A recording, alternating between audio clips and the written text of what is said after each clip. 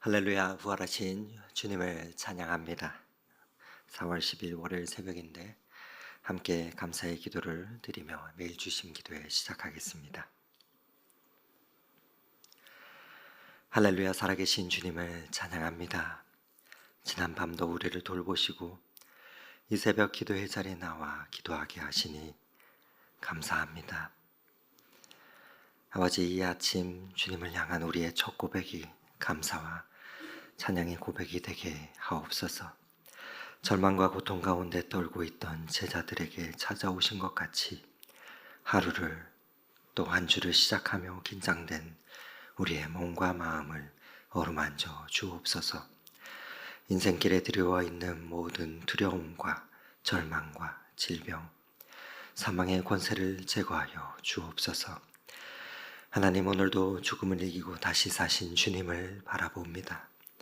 십자가 안에서 죽음을 이기는 믿음과 삶의 의미와 목적을 다시금 발견하게 하옵소서.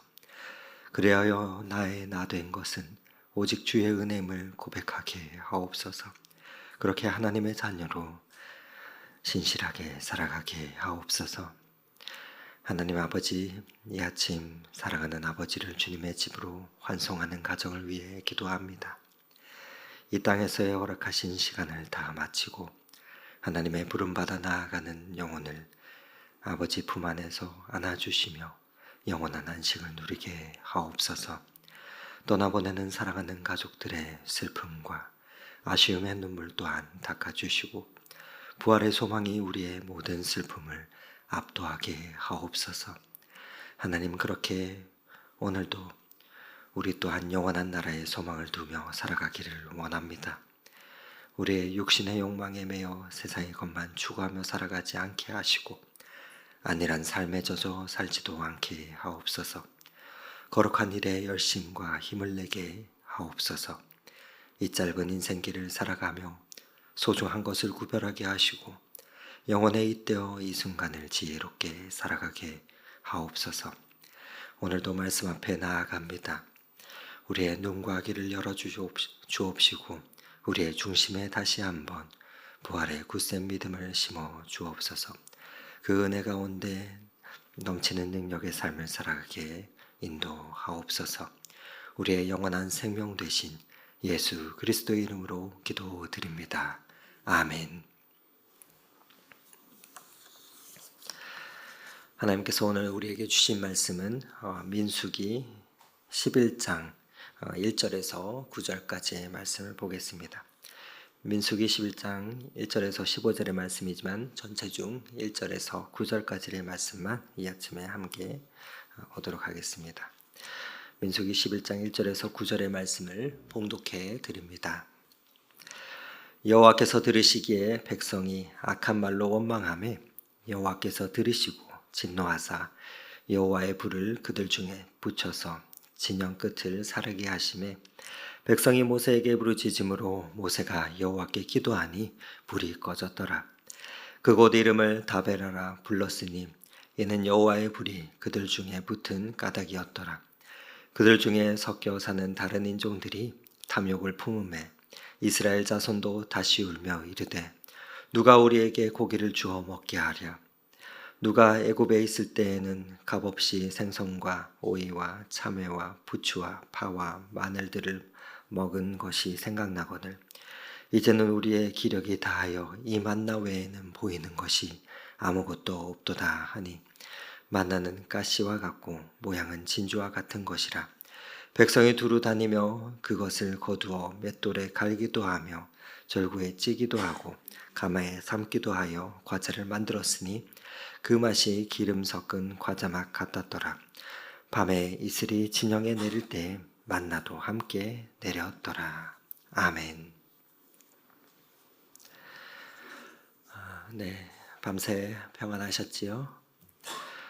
지난주 주일 또 고난주간을 보내고 어제 부활절을 기쁘게 맞이하셨는지요? 이번 한 주도 그렇게 우리가 기쁜 마음으로 부활의 증인으로 한 주를 살아가면 참 좋겠습니다. 어제 매일 주신 본문은 마태복음의 마지막 본문인 예수님의 마지막 명령, 마태복음 28장 18절에서 20절의 그 말씀으로 매일 주신 매일 성경의 본문은 마무리가 되었습니다. 마태복음 28장의 마지막 구절이 어떻습니까? 제가 읽어드립니다. 예수께서 말씀하여 이르시되 하늘과 땅의 모든 권세를 내게 주셨으니 그러므로 너희는 가서 모든 민족을 제자로 삼아 아버지와 아들과 성령의 이름으로 세례를 베풀고 내가 너희에게 분부한 모든 것을 가르쳐 지키게 하라. 볼지어다 내가 세상 끝날까지 너희와 항상 함께 있으리라 하시니라. 아멘. 이와 같은 부활의 증인으로서의 그 삶을 우리 주님께서 저와 여러분에게 부탁하셨습니다. 그리고 오늘부터는 구약 성경의 민수기서의 본문으로 한 달간 앞으로 살펴보게 됩니다. 오늘 주신 말씀 가운데서 부활의 증인으로서 그렇게 살아가기 위해 우리가 가져야 할 그 자세를 이 새벽에 잠시 묵상하며 또 기도의 제목으로 삼는 시간이 되면 좋겠습니다. 먼저 간단히 민수기는 어떤 책입니까? 창조와 기원 또 그리고 하나님의 언약으로 언약에 관한 책인 창세기 말씀과 또 구속의 과정을 보여주는 출애굽기 또 예배와 거룩에 관한 레위기에 이어서 나오는 책이 민수기입니다. 민수기는 광야의 책입니다. 왜 그렇습니까? 이스라엘 백성들이 출애굽하여서 가나안으로 나아가는 길에서 경험했던 그 발걸음들을 그 발자취를 보여주면서 이스라엘이 광야에서 그 길에서 넘어지던 그런 모습을 보여주면서 우리가 조심해야 할 것들 또 광야에서 하나님께서 이스라엘 백성들에게 베푸셨던 은혜와 행하셨던 것을 바라보게 하면서 우리로 연단시키고 또 하나님의 군사로 그렇게 세우는 책이기 때문에 그렇습니다. 그런 면에서 영적인 가나안인 천성을 향해 행진하는 그리스도인들이 유의해야 할 그 사탄의 덫이 무엇인지 알려주는 책이 민수기서입니다. 그 교훈이 무엇인지 보며 우리가 인생의 광야를 건너는 법을 또한 살펴보기 원합니다. 집에서 아이들과 함께 차를 타고 어디론가 여행을 가게 되면 조금 시간이 지나면 어김없이 들려오는 말들이 있습니다. 차를 운전하는데 뒤에서 다 왔어? 얼마나 가야 돼요? 집에 있는 저희 아이들 중에 한 명은 유독 차 타기를 힘들어해서 20분쯤 가다가 멈춰서 쉬고 또 20분쯤 가다가 쉬고 했던 적이 기억이 납니다. 지금은 좀 컸다고 그렇지는 않지만 그래도 여전히 조금이라도 멀리 가는 경우가 생기면 계속 심심해요, 지겨워요, 얼마나 가야 해요 하면서 그런 말들을 듣게 됩니다. 왜 그렇습니까? 차 타고 가는 게 힘들고 지치고 또 지겹다는 의미이겠죠. 그러나 우리의 인생에 있어서 우리가 운전할 때도 보면 목적지까지는 필요한 시간과 또 거리를 가야 하지만 도착할 수가 있습니다. 그만큼의 시간과 노력과 과정을 거쳐야만 통과할 수 있는 것이지요. 인생의 많은 부분도 그렇지 않습니까? 우리는 속성으로 지겹고 힘들고 귀찮고 한 그 많은 부분들을 그 시간을 빠르게 통과하고 넘어가고 싶어 하지만 인생의 여정은 우리에게 절대적인 과정을 요구합니다. 이스라엘 백성들도 그렇게 그 과정을 한참 지나고 있는 중이었습니다. 그 광야 한복판에서 마주하고 있는 그 본문이 오늘 본문인데 민수기서를 장소로 보면은 민수기서는 1장부터 10장까지는 시내 광야에서 겪은 일들이 기록되어 있습니다. 그리고 오늘 본문인 11장부터 앞으로 이번 주 보게 되는 14장까지는 가데스 바네아라는 그 장소에서 일어난 일들입니다. 오늘 본문은 어떤 배경이나 설명 없이 갑작스럽게 이스라엘의 불평 이야기로 시작되고 있습니다. 뭐라고 합니까? 1절의 말씀을 저와 여러분 함께 다시 한번 읽어보도록 하겠습니다. 여호와께서 들으시기에 백성이 악한 말로 원망하며 여호와께서 들으시고 진노하사 여호와의 불을 그들 중에 붙여 진영 끝을 살아게 하시매. 사실 이스라엘 백성들은 하나님이 모세에게 명하신 대로 순종하며 시내 광야를 행진하고 있었습니다. 그런데 시내 광야를 떠나 행진한 지 겨우 3일이 지났을 뿐인데 불평과 원망이 나오고 있습니다. 힘들어요, 심심해요, 지겨워요, 얼마나 가야 돼요? 그 말이 나오게 된 거죠. 법궤를 맨 자들이 앞서가고 또 이스라엘 백성은 그 뒤를 쫓아가면서 구름 기둥과 불 기둥에 그들을 인도하는 그 기적적인 인도하심이 계속되는 그 가운데서 이런 말들을 하고 있습니다. 이스라엘 백성들은 머리 위에 하나님께서 함께 하시는 증거가 떠 있고 또 아침마다 만나가 내리고 있었는데도 하나님을 원망하며 불평하고 있는 것을 마주하게 됩니다. 즉 하나님의 은혜 속에 푹 파묻혀 있으면서도 매일 감사하기는커녕 불평하고 원망하고 있었던 것이죠. 그리고 나아가 심지어 애굽의 노예로 지내던 시절을 그리워하기까지 함을 보게 됩니다. 이스라엘 백성들은 광야에서 그렇게 하나님을 원망합니다. 왜 그렇습니까? 광야의 여정에 불만이 생겼기 때문입니다. 애굽에서 10가지 재앙을 또 기적을 보며 또 홍해가 갈라지는 이적을 보면서 하나님을 따라가면 살겠구나 하고 쫓아나왔지만 그 이후에 펼쳐진 광야의 여정, 즉 가도 끝없는 광야 길에서 이런저런 생각이 들게 된 것이죠. 이런 원망에 하나님은 이들에게 진노하십니다. 그리고 불을 내려 진영 끝을 태우십니다.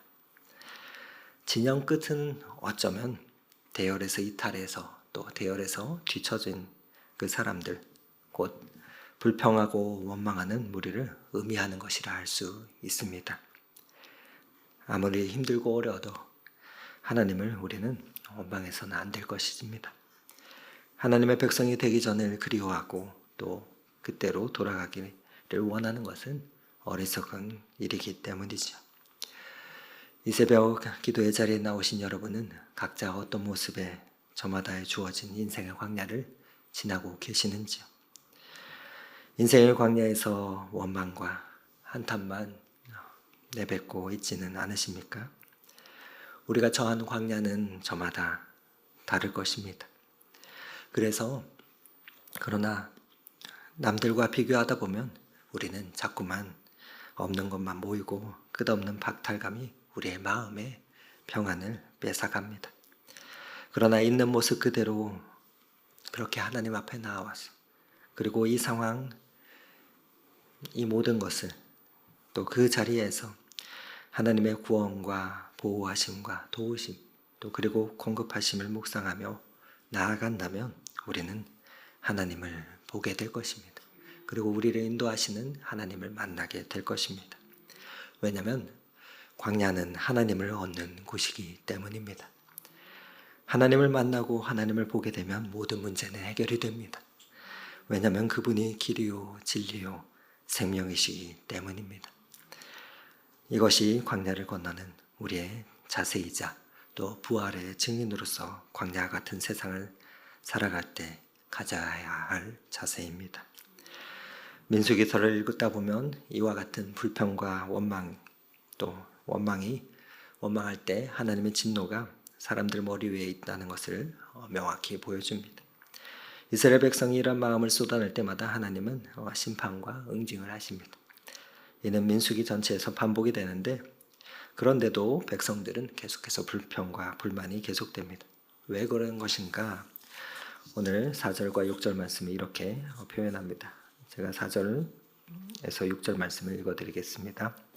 그들 중에 섞여 사는 다른 인종들이 탐욕을 품음에 이스라엘 자손도 울며 이르되 누가 우리에게 고기를 주어 먹게 하랴. 우리가 애굽에 있을 때에는 값없이 생선과 오이와 참외와 부추와 파와 마늘들을 먹은 것이 생각나거늘 이제는 우리의 기력이 다하여 이 만나 외에는 보이는 것이 아무것도 없도다 하니. 이스라엘이 출애굽할 때 함께했던 다른 종족들이 백성의 무리 속에서 원망과 불평의 불씨를 피우고 있습니다. 이들은 고기가 먹고 싶다고 이스라엘 백성들을 부추기고 선동합니다. 그러면서 그 불평에 이스라엘 백성들의 마음이 서서히 사로잡혀 갑니다. 그리고 마침내 공동체는 순식간에 절망의 나락으로 떨어집니다. 불평은 전염성이 매우 크지요. 그렇기에 쉽게 다른 이들에게 흘러갑니다. 사실 불평의 뿌리는 불신앙입니다. 좋은 습관보다도 나쁜 습관이 금방 물들듯이 부정적인 것은 애쓰지 않아도 쉽게 확산됩니다. 그래서 광야의 상황일수록 우리는 불평과 부정적인 말이 아닌 좋은 사람의 좋은 언어의 말에 귀를 기울여야 합니다. 사실 사람들은 어려움에 처하면 그 분별력을 잃기 쉽기 때문이죠. 이처럼 불평의 불씨로 이스라엘 백성들은 깊은 절망감에 옮겨갑니다. 백성들이 너무나 쉽게 다른 인종들의 불평에 감염되고 말았습니다. 그 부정적인 말의 실체는 오늘 본문에서는 탐욕이라 말하고 있습니다. 동물들은 맹수의 왕인 사자들도 먹이를 먹고 배가 부르면 다른 먹잇감이 있어도 잡지 않는다 합니다. 그런데 인간은 배가 부르고 배가 불러도 또 잡고 또 쌓아놓으려 한다 하지요. 그래서 탐욕에 대해서는 성경은 이렇게 야고보서에서 경고합니다. 욕심이 잉태한 즉 죄를 낳고 죄가 장성한 즉 사망을 낳느니라 라고 말씀합니다. 즉 탐욕으로 하나님이 주신 은혜에 감사하지 않고 과거를 미워하며 현재와 비교한다는 것이죠. 이런 불평과 비교는 우리의 공동체를 병들게 하고 마비시키는 바이러스와 같습니다. 독일의 위대한 문인이었던 괴테는 그래서 자신의 집에서 정치가와 문학가, 군인, 실업가들과 함께 그 문학을 사모하는 사람들과 모여서 담화를 나눌 때 이런 말들을 했다고 합니다. 함께 모여서 담화를 나누고 할 때 가끔 그 자리에 나온 어떤 사람들이 타인의 흉을 보거나 음담패설을 하는 경우가 생기게 되었다고 합니다. 그러면 그때마다 괴테는 눈을 날카롭게 반짝이며 엄한 목소리로 이렇게 권면하며 말했다고 합니다. 여러분, 종이 부스러기나 음식 쓰레기 또 부스러기는 흘리는 것은 괜찮습니다. 그런 것들은 주워 담을 수가 있습니다. 하지만 남을 흉보거나 음담패설을 흘리는 것만은 저는 저의 집에서 용서할 수가 없습니다. 그런 더러운 말을 다시는 제 집으로 가져오지 마십시오. 더러운 말을 흘리는 것은 이 집에 모인 모든 사람들의 마음을 더럽히는 행동이기 때문입니다. 그렇게 말을 하며 자신의 영혼을 지켰다고 합니다. 저와 여러분은 오는 한 주도 살아가면서 여러 모임과 만남들이 우리 앞에 있을 것입니다. 그 모임 가운데에서는 부정적인 말을 또 들을 수 있기도 할 것입니다. 그러나 그 말들이 우리에게 귀에 들릴 때 그 말에 귀 기울이지 아니하고 또 누군가 원망과 불평을 해도 감염되지 않도록 깨어서 우리의 마음을 잘 지키는 자들이 되면 좋겠습니다. 비난과 시비에 맞장구 치지 마십시오. 공동체의 위기는 그 구성원의 내면의 상황에서 생겨나기 때문입니다. 우리 또한 하루를 살아가면서 우리의 입과 또 귀에 하나님께서 파수꾼을 세워주셔서 우리가 혹 비난과 원망과 불평으로 공동체를 사람들의 영혼을 어지럽히지 않도록 하나님께서 저와 여러분을 보호해 주시기를 간절히 소망합니다. 그렇게 부활의 증인으로 광야와 같은 세상을 살아갈 때 가져야 할 그 자세는 작은 일에 감사하며 우리의 입술을 지키는 것입니다. 광야는 큰 것을 바라는 것이 아닌 작은 것을 감사하는 것이기 때문이죠. 한 주도 작은 감사와 작은 기쁨을 누리며 그것이 하루하루의 저와 여러분의 일용할 양식이 되기를 바랍니다.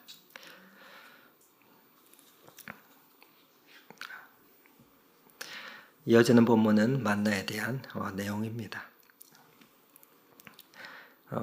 그 하늘에서 내리는 만나를 보면서 이스라엘 백성들이 불평합니다. 세상의 어느 곳에서도 맛볼 수 없는 최고의 음식이었지만 이스라엘 백성들은 하나님이 주신 그 최고의 음식을 먹으며 감사할 줄 모르는 모습을 보게 됩니다. 은혜를 당연히 여기면 하나님이 주신 것들이 불만족스러워 불평이 나오는 것이죠. 하나님은 이스라엘 백성의 불평과 불안에도 그럼에도 불구하고 매일 만나를 내려주셨습니다. 그렇게 우리가 해야 할 것은 그 은혜를 깨닫고 그저 감사하는 것입니다. 그리고 하나님의 은혜를 신뢰하는 것입니다. 하나님의 은혜를 신뢰하는 믿음, 그것이 부활의 증인으로 광야와 같은 세상을 살아갈 때 가져야 할 우리의 자세입니다. 월요일 새벽입니다. 한 주도 우리가 부활의 증인으로 우리의 마음속 깊은 곳에서 불평과 원망과 불순종의 불씨가 보일 때 그리스도의 십자가 앞에 그것을 가져가서 온전한 부활의 증인으로 탐욕의 노예가 아닌 그리스도의 종으로 순전히 세워지는 그런 복된 한날이 되기를 간절히 소망합니다. 오늘도 십자가 앞에서 기도하실 때 우리의 허기지고 목마른 삶을 채움의 그 은혜를 덧입는 저와 여러분의 하루가 되시기를 오늘 이 말씀 의지하며 축원을 드립니다. 함께 기도하겠습니다.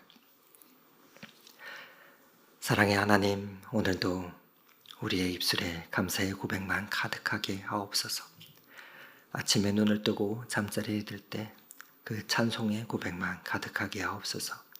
그렇게 이 한날 입술에 파수꾼을 세워주시고 우리의 귀를 지켜주셔서 원망과 불평 등으로 하나님이 기뻐하지 않으시는 것으로부터 우리를 보호하여 주옵소서. 광야와 같은 인생길에서 길이요 진리 되시는 하나님을 하나님 만나는 은혜가 있게 하옵소서. 그리고 작은 일에 날마다 감사하며 매일매일 허락하시는 작은 기쁨이 우리의 일용할 양식이 되게 하옵소서. 그리하여 하나님의 은혜를 끝까지 신뢰하며 주님께서 예비해 놓으신 그곳에 도착하는 복된 발걸음이 되도록 은혜 위에 은혜를 더하여 주옵소서.